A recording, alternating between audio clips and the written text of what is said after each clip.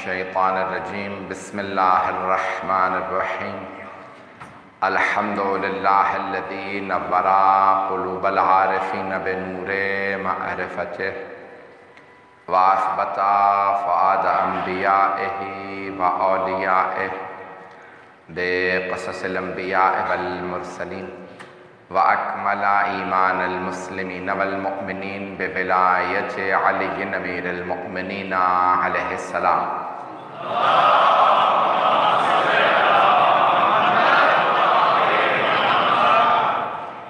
والصلاة والسلام والتحية والإكرام على أفضل الموجودات العبد المؤيد والرسول المسدد المصطفى الأمجد المحمود الأحمد أعني أبا القاسم محمد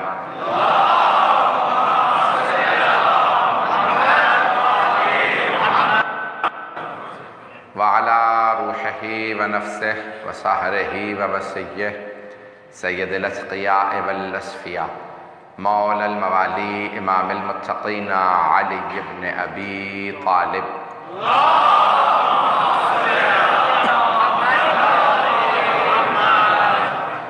وعلى أوصيائه لا سيما بقية الله في الأرضين روحي وأرواح العالمين لتراب مقدمه الفدا واللعنة الدائمة على أعدائهم أجمعين من الآن إلى قيام يوم الدين أما بعد فقد قال الله الحكيم في كتابه الكريم بسم الله الرحمن الرحيم وكذلك يجتبيك ربك ويعلمك من تعويل الأحاديث صدق الله العلي العظيم صلوات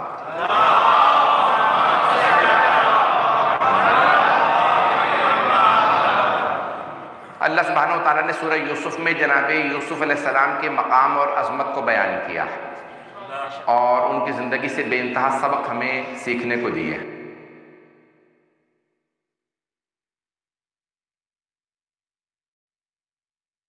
وَكَذَلِكَ يَجْتَبِيكَ رَبُّكَ اور آپ کا رب آپ کو چن لے گا. کون کہہ رہا ہے؟ جناب یعقوب علیہ السلام کہہ رہے ہیں جناب یوسف سے. دیکھیں انبیاء جانتے ہیں کہ یہ جو الہی عہدے ہوتے ہیں وہ تحصیلی نہیں ہیں، اکتسابی نہیں ہیں، اچیویبل نہیں ہیں، انسان حاصل نہیں کرتا، جسے اللہ چن لیتا ہے اسی کو عہدہ ملتا ہے.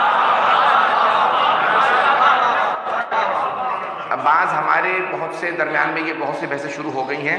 یہ بہت علمی بحث ہے، اس کو میں بہت سادہ اور آسان کر کے کوشش کروں گا پیش کروں گا خدمت میں کہ بہت سے افراد کہتے ہیں کہ ائمہ علیہ السلام کا مقام جو ہے وہ اکتسابی ہے، یعنی انہوں نے حاصل کیا.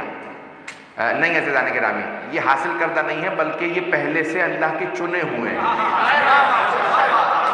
جب اللہ نے زمین و آسمان بنائے ہی نہیں تھے تب بھی انہیں بنا کے چن لیا. یہ ایک علمی موضوع ہے. بہت سے افراد کہتے ہیں پھر ان میں یعنی اس مقام میں ان کا کیا کمال ہے؟ عزیزان گرامی کمال انہی کا ہے. اللہ پہلے سے جانتا ہے اگر میں سارے بندوں کو خلق کر کے ایک لائن میں کھڑا کر دوں اور کہوں میری بندگی میں آگے بڑھ کے دکھاؤ سب سے آگے کون بڑھے گا، تو 14 سے آگے کوئی بڑھ ہی نہیں سکتا تھا.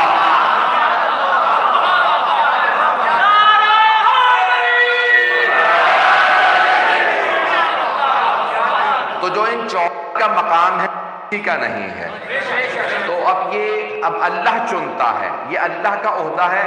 یہ مجھے آج تھوڑا سا پیش کرنا ہے اس آیت کے ضمن میں، کیونکہ آیت میرا یعنی موضوع یہی سورہ ہے. اس آیت کا میں نے انتخاب کیا ہے جو تفسیر چل رہی ہے.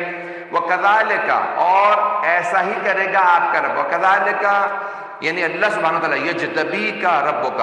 اب یہ چند الفاظ ہیں جو قرآن میں استعمال ہوئے ہیں. إِنَّ اللَّهَ اصْطَفَىٰ لَكُمُ الدِّينَ اللہ نے تمہارے لیے تمہارا دین چن لیا. جسے اللہ چن لے اسے کہتے ہیں مصطفیٰ.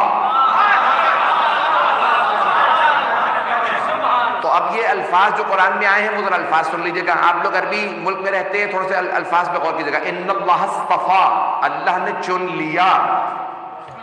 جسے چن لے اصطفا کر لے وہ مصطفیٰ کہلاتا.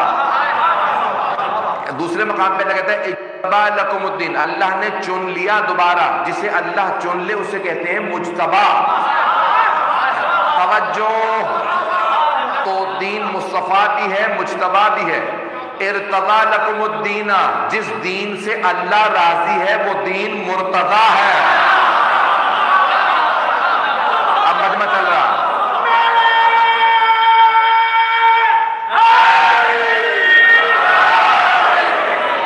میری باتیں واضح ہو رہی ہیں جانے گرام؟ تو جس سے جو اللہ چن لے وہ مصطفیٰ، جسے اللہ اجتبا کر دے کہ بھئی یہ بہت ہی بلند ہے، اللہ کا برگزیدہ ہے، وہ ہے مجتبا.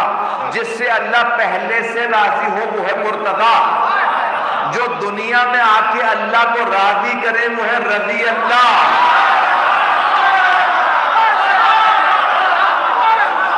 جو آ کے راضی کرے وہ رضی اللہ. جس سے اللہ پہلے سے راضی ہو وہ مرتضی.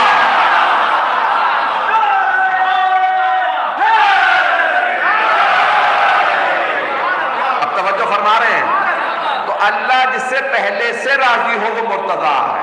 سارے مسلمان کہتے ہیں علی المرتضی، علی مرتضی ہے. تو اوروں میں علی میں بڑا فرق ہے. باقی سب کے لیے ہم آج تک دعائیں مانگ رہے ہیں رضی اللہ عنہ، اللہ ان سے راضی ہو. بڑی ذمہ داری سے ترجمہ کیا. خدا کی قسم یہی ترجمہ بنتا، خدا کی قسم یہی ترجمہ بنتا. روزے کی حالت میں کہہ رہا ہوں رضی اللہ عنہم، اللہ ان سے راضی ہو. ہے نہیں ہے.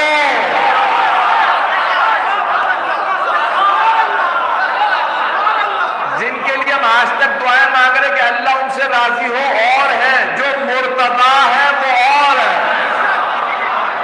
آئے تمہارا سن لیجیے. وَكَذَلِكَ رَبُّكَ يَجْتَبِي، وَكَذَلِكَ يَجْتَبِي رَبُّكَ، آپ کا رب آپ کو چن لے گا. يَجْتَبِيكَ رَبُّكَ، اور اللہ کیا کرے گا؟ وَيُعَلِّمُكَ تَأْوِيلَ الْأَحَادِيث، اور جو باتیں ہیں خواب ان سب کی تعویل تعبیر اللہ آپ کو سکھائے گا، اللہ سکھائے گا. تھوڑی سی توجہ. تعویل، تعویل الاحادیث، یہاں لفظ آیا تعویل. لفظ تعبیر اور تعویل دو لفظ ہیں. شیعہ عقیدہ یہ ہے کہ اللہ کے علاوہ 14 معصومین قرآن کی آیات کی تعویل جانتے ہیں. وَلَا يَعْلَمُ تَعْوِيلَهُ إِلَّا اللَّهُ وَالرَّاسِخُونَ فِي الْعِلْمِ. قرآن کی تعویل کو کوئی نہیں جانتا، آیات کی تعویل کو کوئی نہیں جانتا سوائے اللہ کے اور وہ جو علم میں اترے ہوئے ہیں.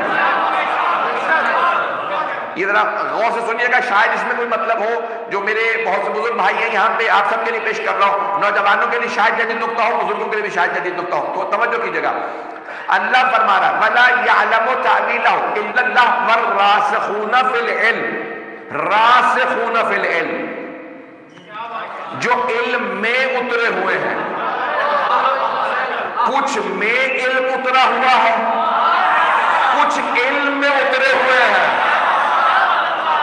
نہیں پہنچا سکا، سارا مجمع نہیں ہے. دیکھیں علم، میرے مثال کے طور پہ کیپیسٹی کتنی ہے؟ میں 1 گلاس پانی پی لوں گا، 2 گلاس، آپ میں سے کچھ افراد 4 گلاس پانی پی لیں گے، افطار ہوگی. اس طرح تو کوئی نہیں پی سکتا. شاید کوئی 6 گلاس پی لیں. ایک وقت ہوگا 2 4 6 8 گلاس کے بعد آدمی بس میری بس ہو گئی، اس سے زیادہ نہیں پی سکتا. اب کتنی کیپیسٹی ہے؟ انسان علم کتنا لے سکتا ہے؟ عزیزان گرامی، اللہ کہہ رہا نہیں جن میں علم اترا ہے وہ نہیں، جو علم میں اترے ہوئے ہیں. نہیں پہنچا سکا. کوئی آدمی کہ میں پانی میں کھڑا ہوں، بارش ہوئی تھی پانی کھڑا ہو گیا، میں پانی میں کھڑا ہوں، اب نہیں پتا پانی کتنا. کوئی تالاب میں کھڑا، کوئی دریا میں کھڑا، کوئی سمندر میں کھڑا. اللہ کہہ رہا وہ نہیں جن میں علم اترا ہوا، وہ جو علم میں اترے ہوئے ہیں. جہاں تک علم ہے سارے علم میں صرف یہ 14 ہیں. اب پہنچ گئے.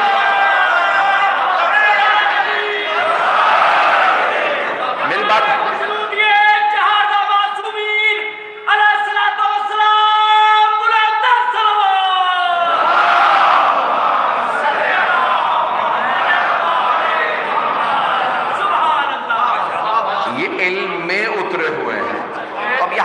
لفظ جو اللہ نے استعمال کیا جناب یعقوب کے الفاظ کو دہرایا. وَكَذَلِكَ يَجْتَبِيكَ رَبُّكَ وَيُعَلِّمُكَ مِن تَأْوِيلِ الْأَحَادِيثِ.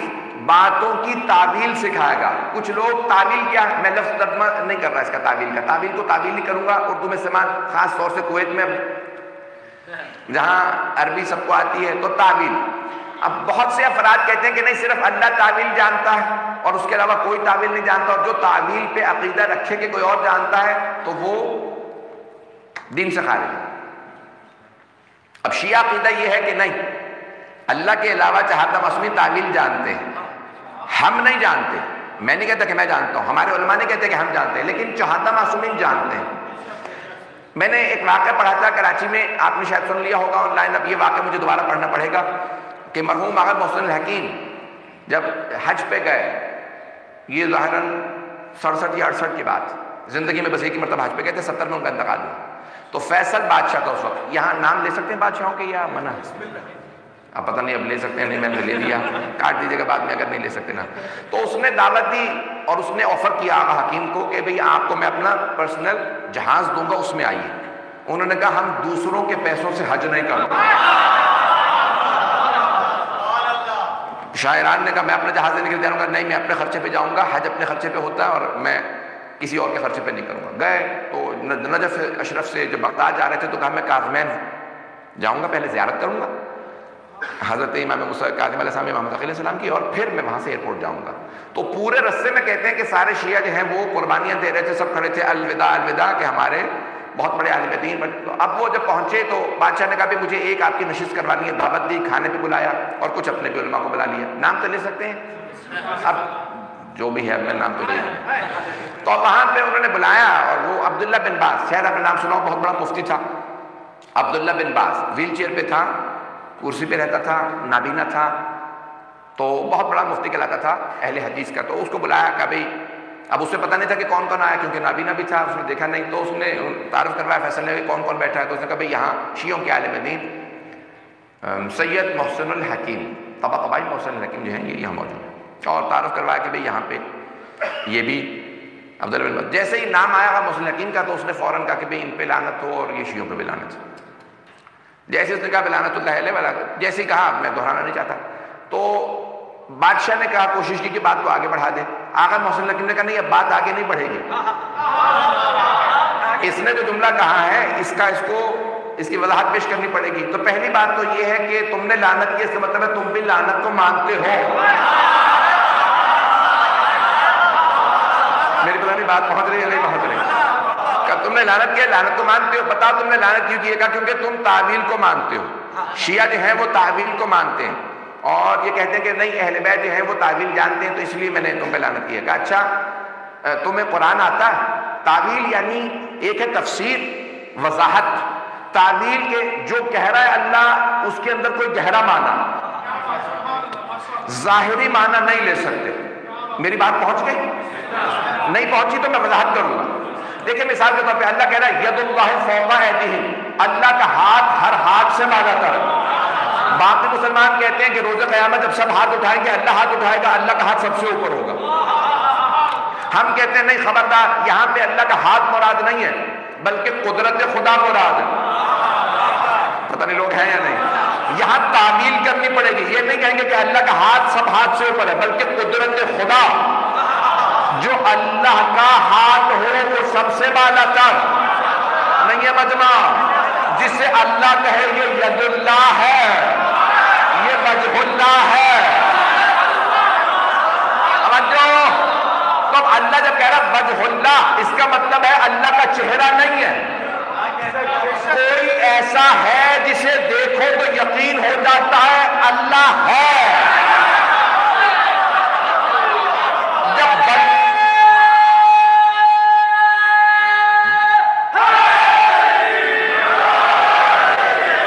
میری بات پہنچ رہی ہے؟ بھائی کتاب التوحید شیخ صدوق کی لکھی ہوئی ہے، اس کا انگریزی ترجمہ میں نے کیا ہے 9 سال لگا کے۔ اس کا چیپٹر نمبر 15 باب کے اندر چھٹے امام سے پوچھا کہ مولا آپ کہتے ہیں اللہ کا چہرہ نہیں، اللہ کا ہاتھ نہیں، اللہ کا پاؤں نہیں، اللہ کا جسم نہیں۔ باقی مسلمان کہتے ہیں اللہ جب قرآن میں خود ہی کہہ رہا ہے چہرہ ہے، تو آپ نے جب چہرہ مان لیا، جسم مان لیا، حجزہ مان لیا، پنڈلی مان لی، پتہ نہیں لوگ ہیں یا نہیں ہیں؟ تو وہ کہتے ہیں نہیں تعویل نہیں کر سکتے. کچھ لوگ پہنچ گئے تعویل نہیں کر سکتے. ہم کہتے ہیں نہیں تعویل کرنی پڑے گی. اللہ کہہ رہا عین اللہ. کوئی ایسی مخلوق ہے نا جو رضی بن جاتا. لسان اللہ, اللہ کہہ رہا ہے زبان. اذن اللہ, اللہ کا کان. تو امام نے فرمایا نا ہم ہیں اللہ مائیہ, اللہ کا سننے والا کان ہم ہیں. پریشان نہ ہوئیے گا. تو ہم تعویل کے قائل ہیں, ظاہر کو نہیں مانیں گے. یہاں تعویل کرنی پڑے گی.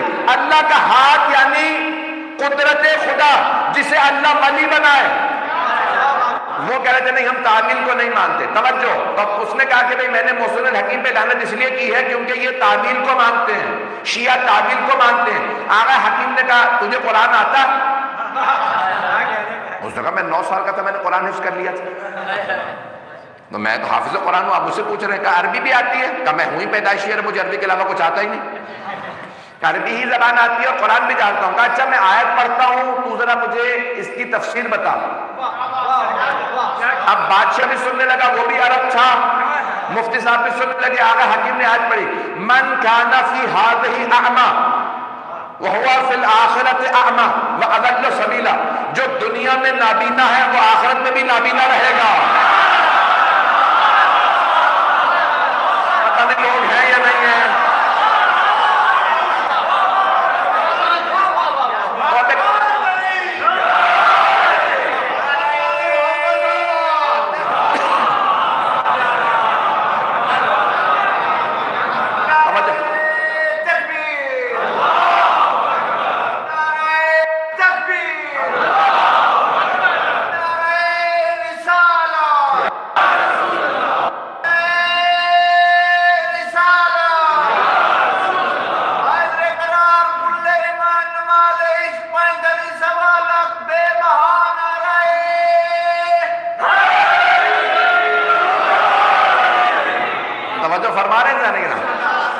اس نے کہا تھا تعویل نہیں کرتے. جو ظاہری طور پہ اللہ کہہ رہا ہے بس وہی ماننا پڑے گا, تعویل نہیں کریں گے.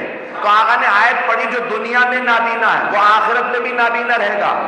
وَأَضَلُّ سَبِيلًا, اور بہت ہی بری جگہ جائے گا, ٹھکانہ بڑا برا ہوگا, یعنی جہنم میں جائے گا.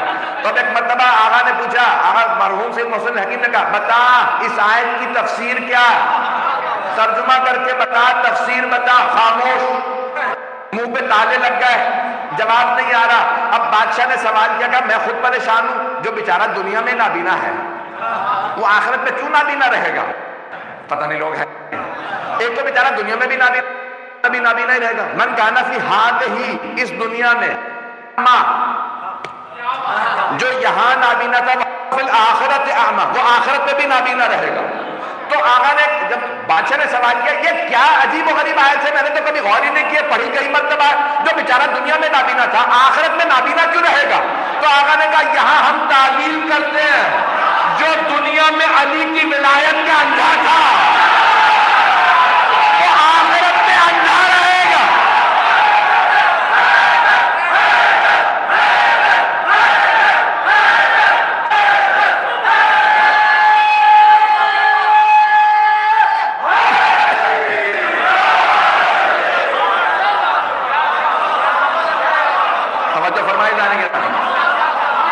قرآن کو کبھی بھی آل محمد کے بغیر سمجھنے کی کوشش نہ کرو. نہ جانے کیا سمجھ کے اٹھو گے, جب تک وہ نہ سمجھائیں قرآن سمجھ نہیں آئے گا. اپنا کہنا حسبنا کتاب اللہ, ہمیں اللہ کی کتاب کافی ہے. جس نے سب سے پہلے کہا تھا وہی سب سے پہلے علی کے در پہ آیا.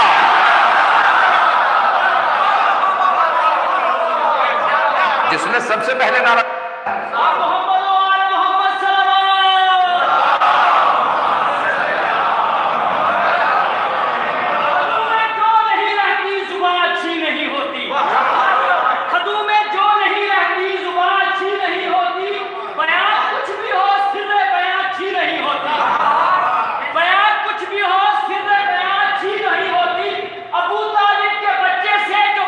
بغض رکھتا ہو, نبی کہتے ہیں اس بچے کی ماں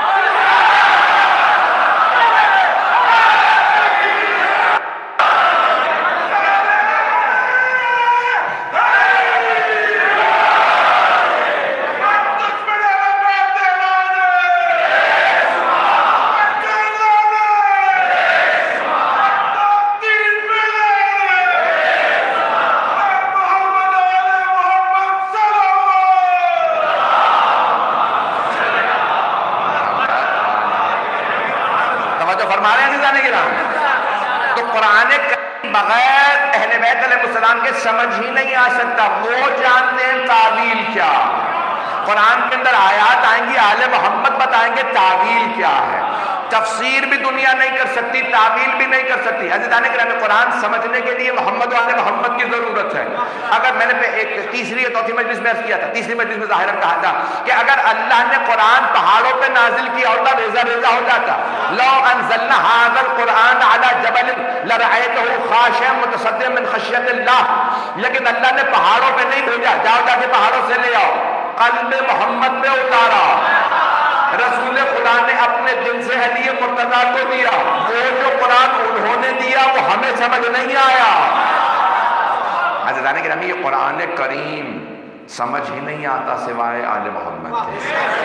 وہ سمجھائیں گے، وہ سکھائیں گے اس قرآن میں کیا. وَيُعَلِّمُكَ تَعْوِيلَ الْأَحَادِيثِ وَيُتِمُّ نِعْمَتَهُ عَلَيْكَ وَعَلَىٰ آلِ يَعْقُوبَ كَمَا أَتَمَّهُ عَلَىٰ أَبَوَيْكَ إِبْرَاهِيمَ وَإِسْحَاقَ. عزیزان گرامی، اب یہاں جناب یعقوب کہہ رہے ہیں اگلی آیات کے اسی آیت کے اندر کہ اللہ آپ کو چن لے گا، چننے کے بعد آپ کو ساری کی ساری تعویلیں سکھائے گا. اللہ سکھائے گا، دنیا کے لوگ نہیں سکھاتے. دنیا کے لوگ تعویل نہیں سکھاتے، اللہ سکھاتا ہے. تو پھر اللہ سے رابطہ ہوگا تو سیکھے گا. پتہ نہیں لوگ ہیں یا نہیں ہیں. جس کا اللہ سے رابطہ ہوگا وہی سیکھے گا. جس کا یہ عقیدہ ہو کہ مجھے شیطان گمراہ کر دیتا ہے، میں نے نام نہیں لیا، جس کا یہ عقیدہ ہو کہ ہمیں تو شیطان گمراہ کر دیتا ہے، اسے کیا کوئی تعویل سکھائے گا. تعویل وہی سیکھے گا جو اللہ سے رابطے میں ہو. جانے کا میں جو افراد پریشان ہو گئے ہیں کیونکہ بہت سے ہر طرح کے والے افراد موجود ہوتے ہیں اور میری مجلس ٹیلی ویژن یعنی آن لائن جا رہی ہے، میں دلیل پیش کر دوں تاکہ کوئی پریشان نہیں ہو. تنزل الملائکۃ والروح فیہا بإذن ربہم من کل امر. اب یہاں عربی جاننے والے بیٹھے ہیں، میں تھوڑا سا انگریزی کا سہارا لوں گا. عربی کی گرامر کا اردو میں ترجمہ کرنا تھوڑا سا مشکل ہے. یہ ماضی کا صیغہ ہے، ماضی کا نہیں، پاسٹ ٹینس نہیں ہے، پریزنٹ کنٹینیوس ہے. توجہ، اللہ نے نہیں کہا تنزل الملائکۃ والروح فیہا، اس رات میں شب قدر میں ملائکہ روح نازل ہوئے تھے، نہیں کہا. ماضی کا صیغہ نہیں ہے. یہ نہیں کہا تنزل الملائکۃ، ایک مرتبہ رسول خدا پہ ملائکہ روح نازل ہوئے تھے. آیت ہے تنزل الملائکۃ، یعنی تتنزل الملائکہ. لام پہ ضمہ ہے، پیش ہے، زبر نہیں ہے، ماضی نہیں ہے، پریزنٹ کنٹینیوس ہے، مضارع کا صیغہ. ترجمہ یہ نہیں ہے کہ ملائکہ روح نازل ہوئے تھے، ترجمہ یہ ہے ملائکہ روح نازل ہوتے ہیں، آج بھی نازل ہوتے ہیں. پیغمبر کے زمانے میں ان پہ نازل ہوئے. پیغمبر کے بعد کوئی پیغمبر ایسا تلاش کرو، صحابہ پیغمبر جیسے نہیں ہیں، علی پیغمبر ہے.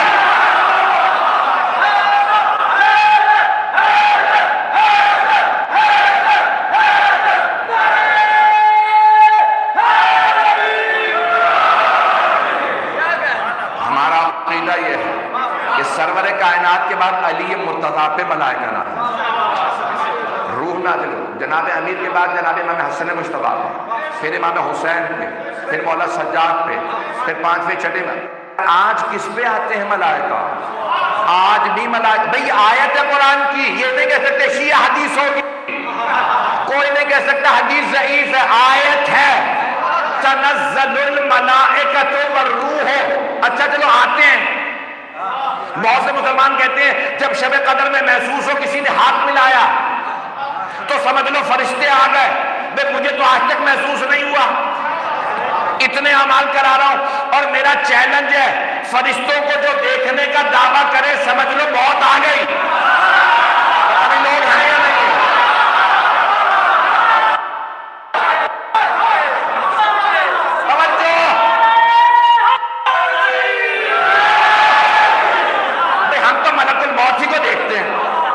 اللہ یہاں پہ فرما رہا تنزل الملائکۃ ہو فیہا، اس رات میں آتے ہیں، شب قدر میں، اسی مہینے میں ہے شب قدر، فیہا بِإِذْنِ رَبِّهِمْ، اپنے رب کے اذن سے آتے ہیں، اجازت سے آتے ہیں، بِإِذْنِ رَبِّهِمْ مِنْ كُلِّ امر، ہر امر کو لے کے نازل ہوتے ہیں۔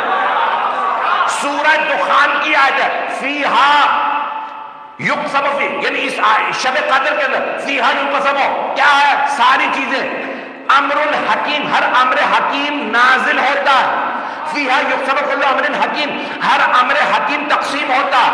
وَيَسْأَلُونَكَ عَنِ الرُّوحِ قُلِ الرُّوحُ مِنْ أَمْرِ رَبِّي، اے میرے حبیب یہ آپ سے کرتے ہیں روح سے متعلق، کہہ دیجئے روح بھی میرے رب کا امر ہے، ہر امر کو لے کے نازل ہوتے ہیں۔ رزق امر ہے، موت امر ہے، حیات امر ہے، تو کوئی اولی الامر ہے نا جس پہ ہر امر نازل ہوتا ہے۔ اب پتہ چلا اولی الامر حاکم نہیں ہوتا، اگر ہر حاکم اولی الامر ہو تو اسے رزق کا بھی پتہ ہو، موت و حیات کا بھی پتہ ہو۔ جب انہیں نہیں پتا، اس کا مطلب ہے کوئی اولی الامر ایسا ہے جو ہر چیز کا علم رکھتا ہے، وہ ہر چیز کا علم رکھنے والا یا علی ہے یا اولاد علی میں سے امام ہے۔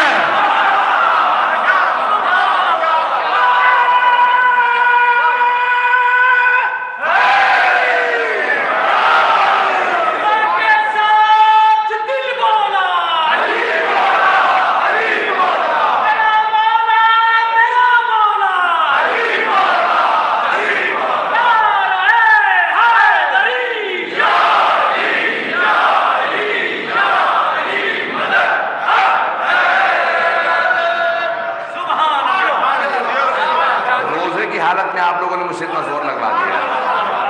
عزیزان گرامی یہ قرآن ہے، اللہ سبحانہ و تعالیٰ جسے چن لیتا، اللہ کہہ رہا ہے کہ ملائکہ روح نازل ہوتے ہیں، تو اولی الامر ہر حکمران نہیں ہے۔ تو بھائی بہت سے مسلمانوں کا نظریہ ہے کہ جو بھی حکومت میں آ جائے وہ اولی الامر ہے۔ اللہ کہہ رہا ہے اولی الامر وہ ہے جس پہ ملائکہ نازل ہو، ہر امر کو لے کے، کون اس سال چلا جائے گا امر ہے، کون پیدا ہوگا امر ہے، کس کا کتنا رزق ہے امر ہے، اور یہی چند چیزیں نہیں بلکہ تمام چیزیں امر ہیں، اور اولی الامر حاکم نہیں، نائب رسول ہے، اور وہ معصوم ہے، علم لدنی کا مالک ہے، وَإِلَّا اس کا یہ ٹائٹل دے دینا اولی الامر، میں جو مرضی اپنا ٹائٹل لگا دوں تو میں ہو تو نہیں جاؤں گا۔ یہ القاب لگا دینے سے کوئی کچھ بن نہیں جاتا، القاب الگ جاتے ہیں، وہ الگ جاتا ہے، القاب مستحق تلاش کر لیتے ہیں، انہیں خود پتہ ہے علی کون ہے۔ تو اللہ فرما رہا ہے کہ اے یوسف، جناب یعقوب نے کہا قرآن کریم کے اندر، یہ اللہ نے آیت پیش کی، میں مکمل کر دوں موضوع۔ آج مجھے محسوس ہو رہا ہے کہ میں تھوڑا سا اگر وقت زیادہ لیتا تو میں مکمل کر لیتا بات کو۔ تو اب یہاں اللہ فرما رہا ہے کہ اللہ نے جیسے آپ یتم نعمتہ علیکا وعلی آل یعقوب، اللہ اپنی نعمتوں کو آپ پہ اتمام کر دے گا، وَيُتِمُّ نِعْمَتَهُ عَلَيْكَ، اللہ اپنی نعمتیں آپ پہ اتمام کرے گا۔ کون کہہ رہا ہے؟ جناب یعقوب، جناب یوسف۔ سن لیجئے گا، تھوڑی سی توجہ کریں گے۔ اے یوسف، اللہ اپنی نعمتیں آپ پہ اتمام کرے گا، تمام کر دے گا، تکمیل کر دے گا، پہنچا دے گا۔ وَيُتِمُّ نِعْمَتَهُ عَلَيْكَ وَعَلَىٰ آلِ یعقوب، اور آپ کی وجہ سے ساری یعقوب کی اولاد پہ۔ کون کہہ رہا ہے؟ جناب یعقوب خود، انہیں پتا ہے میرے دوسرے بیٹے اس لائق نہیں ہیں، یہ یوسف ہی ہے جس کی وجہ سے باقیوں پہ بھی نعمتیں ہوں گی۔ عزیزان گرامی، انبیاء جانتے ہیں کس کی وجہ سے نعمتیں آتی ہیں۔ توجہ، انبیاء کو پتا ہے، جو ابھی تک نہیں پہنچے سارے مجمع کی توجہ ہو، اگر غدیر ذہنوں میں ہو سورہ مائدہ پیش کر دو، سورہ مائدہ کی آیت کو اٹھائیے، 5واں سورہ 3ری آیت، الیوم اکملت لکم دینکم واتممت علیکم نعمتی، وہاں جناب یعقوب کرے ویتم نعمتہ علیہ، اللہ اپنی نعمتیں تمام کرے گا۔ غدیر میں اللہ فرما رہا ہے دین مکمل ہوا، نعمتیں تمام۔ کون سی نعمت تھی جو غدیر میں ملی؟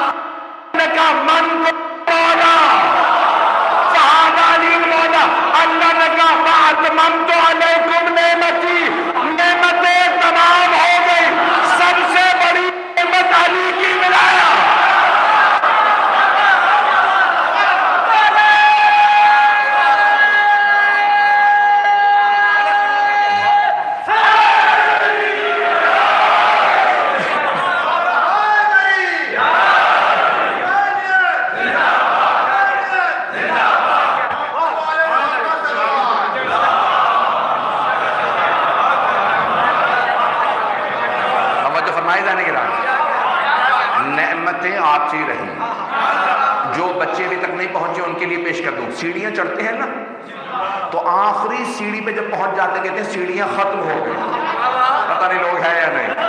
اللہ نعمتیں بھیجتا رہا، غدیر میں اللہ نے کہا وَأَتْمَمْتُ عَلَيْكُمْ نعمتی، اب نعمتیں ختم ہو گئی۔ سب سے بڑی نعمت علی کی ولایت۔ روز قیامت وہ یہ سنون، روز قیامت سوال کیا جائے گا لَتُسْأَلُنَّ يَوْمَئِذٍ عَنِ النَّعِيمِ، اس دن تم سے ضرور سوال ہوگا سب سے بڑی نعمت کا۔ چھٹے امام سے پوچھا مولا یہ کون سی نعمت ہے جس کا ضرور سوال ہوگا؟ تسألون نہیں کہا، لَتُسْأَلُنَّ، لام تاکید نون تاکید، ضرور سوال ہوگا۔ تو مسلمانوں سوچو نا سوال کیا ہوگا؟ اللہ کہہ رہا ہے ضرور سوال ہوگا۔ پوچھا مولا یہ کون سی نعمت کا سوال ہوگا؟ کہ ہم آل محمد کی ولایت کا، جو ابھی تک نہیں پہنچے۔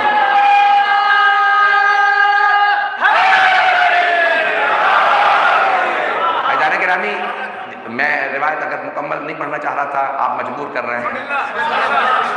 جب چھٹے امام سے پوچھا، کہا کہ مولا یہ کون سی نعمت ہے جس کا اللہ ضرور سوال کرے گا؟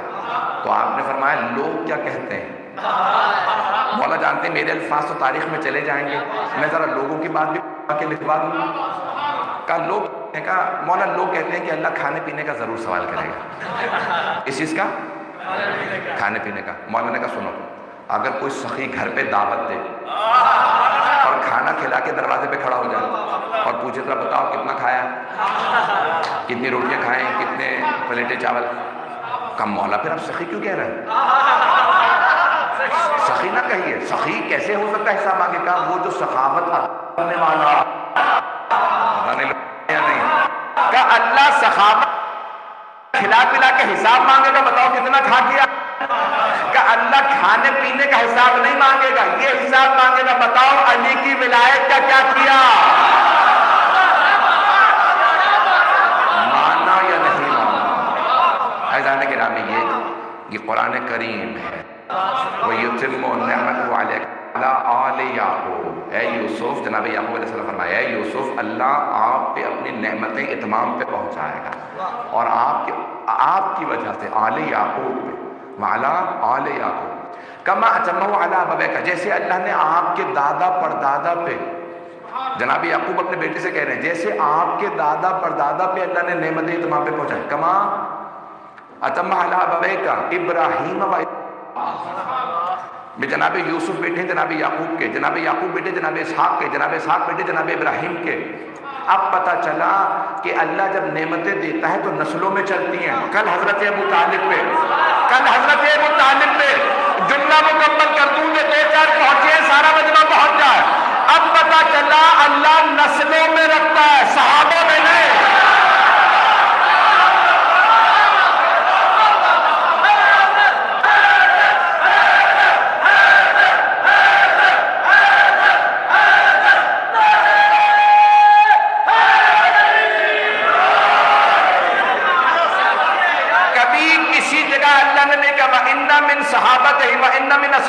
اس کے صحابہ میں اس کا وسیع تھا، اس کے اصحاب میں وسیع تھا، وَإِنَّ مِنْ ذُرِّيَّتِهِ، اس کی ذریت میں تھا۔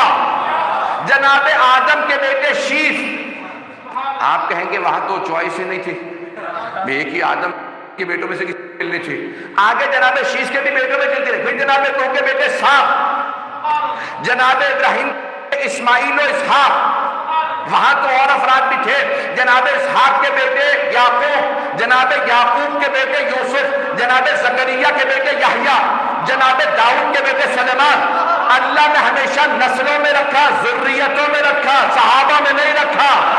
اللہ قرآن میں فرما رہا وَلَن تَجِدُوا فِي سُنَّتِ اللَّهِ تَبْدِيلًا، تم اللہ کے طریقہ کار میں تبدیلی نہیں پاؤ گے۔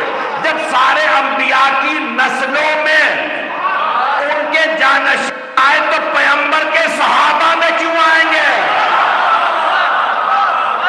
ان کے اہل بیت میں آئیں گے، ان کی آل میں آئیں گے، اہل بیت میں تلاش کیجیے۔ بھئی میں اور سے نہیں دے سکتا، وقت نہیں ہے، تفصیل میں نہیں جا سکتا عزیزان گرامی، یہ کتنا اللہ کا برگزیدہ نظام ہے۔ قرآن کریم بہت واضح اور روشن کتاب ہے۔ ان ربک علیم حکیم، آیت کے اختتام پہ اللہ فرماتا ہے بے شک آپ کا رب علیم بھی ہے، حکیم بھی ہے، علم والا بھی ہے، حکمت والا بھی ہے۔ وہ حکمت جانتا ہے کہاں رسالت کو رکھنا ہے، کہاں امامت کو۔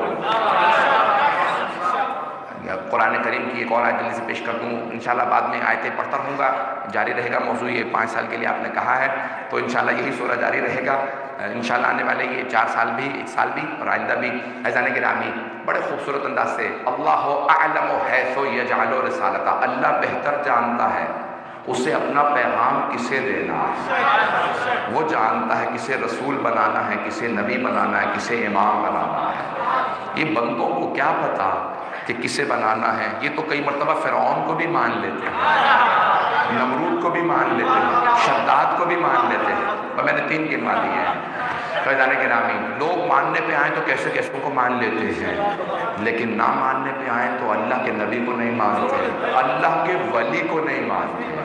فیضان گرامی، بدقسمتی ان کی نہیں، نہ ماننے والوں کی بدقسمتی ہے۔ میری بات پہنچ رہی ہے؟ جو نہ مانے اس کی بدقسمتی ہے۔ اللہ کے نبی کی عظمت پہ فرق نہیں پڑتا، اللہ کے ولی کی عظمت پہ فرق نہیں پڑتا۔ میرا وقت تمام ہوا عزیزان گرامی، تو اللہ نے چن لی، اللہ نے چنا ہے، ان جیسا کوئی نہیں ہے۔ میں نے جو آپ سے وعدہ کیا تھا کہ یہ دعاؤں کا مہینہ ہے، میں کچھ باب الحوائج کا تذکرہ کرتا رہوں گا۔ عزیزان گرامی، اب آنے والے شبوں کے اندر بھی مجھے کل حضرت ابو طالب کا پیش کرنا ہے، بانیان نے درخواست کی ہے، اور پھر آخری مجلس میں جناب خدیجہ کا پیش کرنا ہے، تو بیچ میں چند جملے مسائل کے پڑھتا رہوں گا سب کے۔ لیکن آج حضرت عباس ابن علی، عزیزان گرامی، اگر علی اللہ کے چنے ہوئے ہیں تو حضرت عباس بھی چنے ہوئے ہیں، یہ عام ہستی نہیں ہے۔ ہمارے ائمہ علیہ السلام کے تمام بیٹوں میں اماموں کی بات نہیں کر رہا، ائمہ کے بیٹوں کی، تمام ائمہ کے تمام بیٹوں میں جو مقام حضرت عباس علیہ السلام کا ہے وہ کسی کا نہیں ہے، حضرت عباس کا خاص مقام ہے۔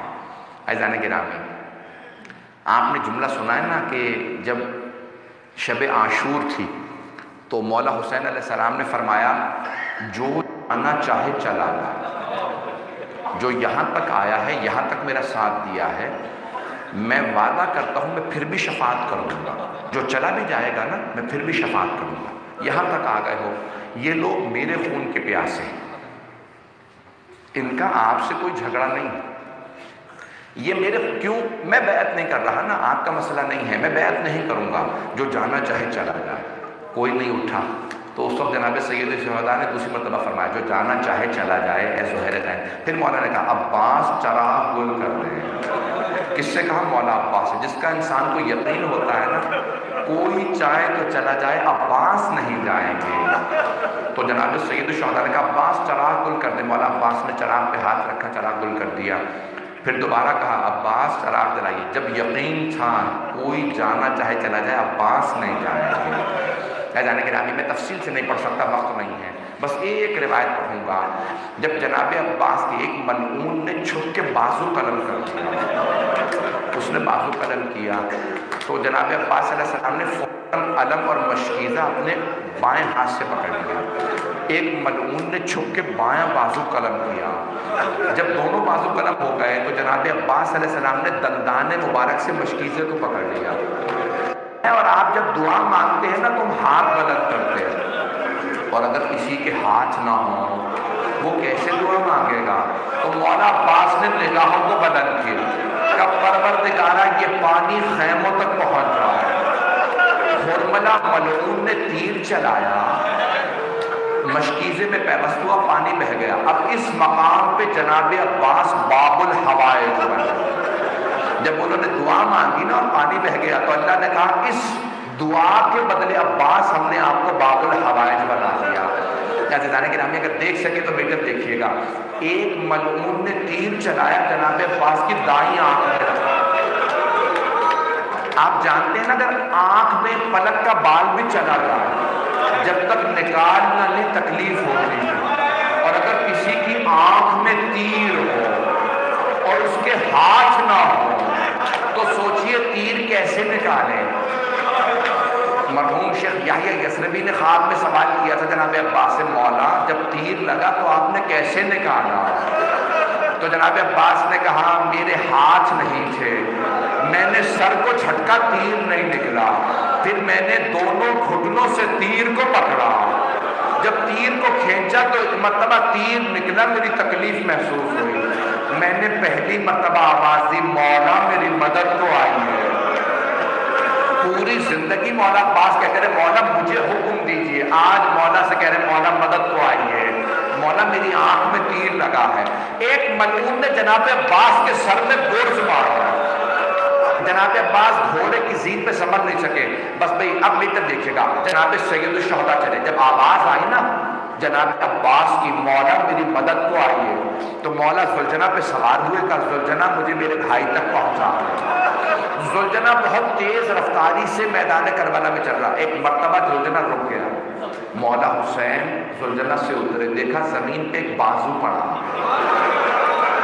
مولا نے بازو اٹھایا سینے سے لگایا اور ایک مرتبہ رو کے فرمایا، صحابہ رحمت میں مرحوم یزدی نے لکھا ہے جیسے ہی مولا حسین نے بازو اٹھایا تھا کہ میرے عباس کا بازو، مولا کچھ آگے بڑھے، دیکھا دوسرا بازو پڑا، مولا نے اٹھایا کہ یہ میرے عباس کا بازو، آگے بڑھے سر اٹھا کے زانو پہ رکھا، جناب عباس نے مجھے ایک درخواست کی، کہا مولا مجھے میری ماں نے بتایا تھا جب میں دنیا میں آیا میں نے سب سے پہلے آپ کی زیارت کی تھی، مولا میں دنیا سے جاتے میں آپ کی زیارت کرنا چاہتا ہوں، لیکن مولا میری ایک آنکھ میں تیر لگا دوسری میں خون بھرا ہے، مولا اگر زحمت نہ ہو اپنی ابا کے دامن سے میری آنکھ سے خون صاف کر لیجئے۔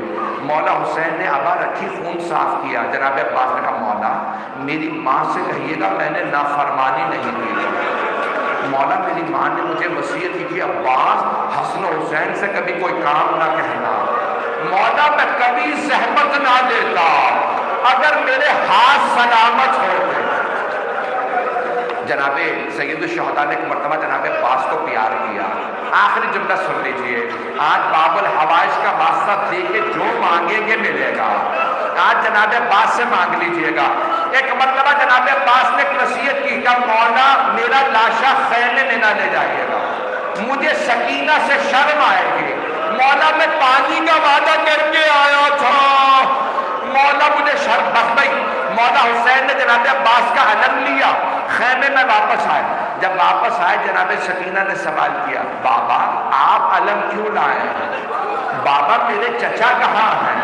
مولا نے بس ایک جملہ کہا بیٹی آپ کے چچا فرات کے کنارے سو گئے، بی بی کو یاد رہا فرات کے کنارے سو گئے، جب شام غریبہ میں تماچا لگا بی بی نے فرات کا رخ کیا کہ چچا عباس ذرا آگے دیکھیے میرے کانوں سے خون بہ رہا، الا لعنت اللہ علی القوم الظالمین وسيعلم الذين ظلموا أي منقلب ينقلبون۔ مختصر سی دعا، جب جناب ام البنین کو پتہ چلا تھا نا جناب عباس کی شہادت کا، تو بی بی نے پہلا صرف جملہ سنا تھا کہ حسین مارے گا، الا یا اہل یثرب لا مقام لکم بہا قتل الحسین بکربلا۔ تو جناب ام البنین مسجد کے ساتھ والا گھر مولا امیر کا گھر ہے، وہاں رہتی تھی، سر پہ برقع لیا، ہاتھ میں عصا، فوراً اپنے پوتے کو آواز دی مجھے مسجد نبوی لے چل۔ آنے کے بعد ایک سوال کیا بشیر یہ کون سے حسین مارے؟ بشیر نے بڑے ادب سے کہا بی بی آپ کو نہیں معلوم، نواسہ رسول حسین، علی کا لال حسین، فاطمہ کے دل کا چین حسین۔ تو بی بی نے بس ایک ہی سوال کیا کیسے مان لوں عباس کے ہوتے ہوئے حسین مارے گا؟ تو بشیر نے کہا نہیں بی بی آپ نے غلط سنا، پہلے عباس مارے گئے تھے بعد پہ حسین مارے گئے۔ تو بشیر سے ایک مرتبہ بی بی نے سوال کیا کیسے مان لوں علی کا شیر بیٹا جنگ نہ کر سکا؟ تو بشیر نے کہا نہیں بی بی جب عباس کے سر میں گرز لگا نا عباس گھوڑے کی زین پہ سنبھل نہیں سکے۔ تو جناب ام البنین نے کہا بشیر تو جانتا نہیں ہوگا، بشیر میں عباس کی ماں ہوں، بشیر میں نے اپنی آنکھوں سے دیکھا میرا شیر بیٹا عباس 2 انگلیوں سے گرز گرز زمین پہ پھینکا تھا۔ میں کیسے مان لوں؟ عباس کو گرز لگا، وہ روک نہ سکا۔ بشیر نے بڑے ادب سے کہا بی بی جب عباس کے گرز لگا عباس کے ہاتھ نہیں تھے۔ جناب ام البنین زمین پہ گر گئی اور رو رو کے کہنے لگی واہ عباسا، ہائے عباس، ہائے عباس۔ بی بی کون سے مصائب نے آپ کو اتنا رلایا؟ تو بی بی جواب دے گی جب کوئی شہسوار گرتا ہے ہاتھوں کا سہارا لیتا، جب میرا بیٹا گرا اس کے ہاتھ نہیں تھے۔ پروردگارہ باب الحوائج کا واسطہ سب کی حاجات قبول فرما۔ آج کی جو بانی ہے، آج کی جنہوں نے افطار دی ان کی توفیقات میں اضافہ فرما۔ پڑھنے والے سننے والے آج کے جو تبرک دینے والے سب کی توفیقات میں اضافہ فرما۔ اس مسجد کو ترقی عنایت فرما۔ خدمت کرنے والی انجمن کی توفیقات میں اضافہ فرما۔ ہم سب کی عاقبت بخیر فرما۔ صاحب الزمان کے ظہور میں تعجیل فرما۔ دشمنان اہل بیت کو نیست و نابود فرما۔ پروردگارہ جہاں جہاں مومنین بسے ان کے جان مال عزت آبرو کی حفاظت فرما۔ اس مجلس میں موجود کسی کی دعا کو رد نہ فرما، سب کی حاجات قبول فرما۔ ربنا تقبل منا انك انت السميع العليم بحق محمد وآله الطيبين الطاهرين المعصومين۔